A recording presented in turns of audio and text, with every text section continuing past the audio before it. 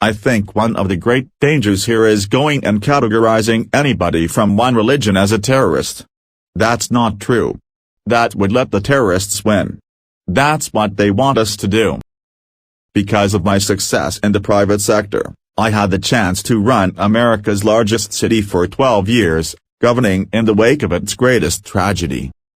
The CIA will only hire people with impeccable credentials to be a translator. Impeccable credentials means you've never lived outside the United States.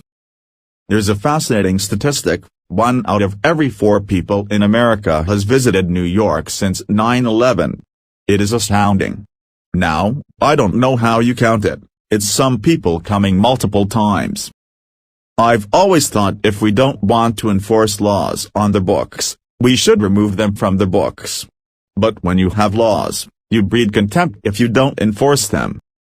Our goal here in New York is to ensure that every child who graduates high school is ready to start a career or start college, and to dramatically increase the number of students that graduate from college.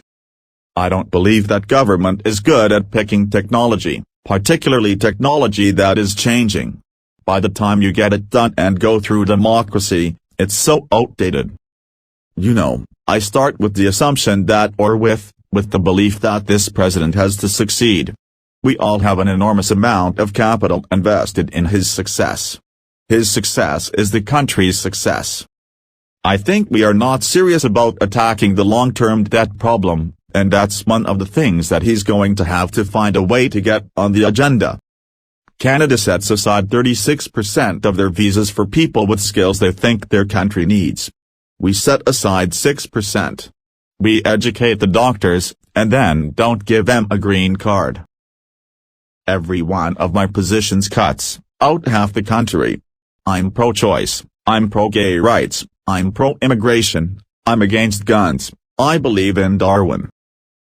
Ironically, it is exactly because we are a city that embraces freedom, that welcomes everyone and encourages their dreams, that New York remains on the front lines in the war on terror.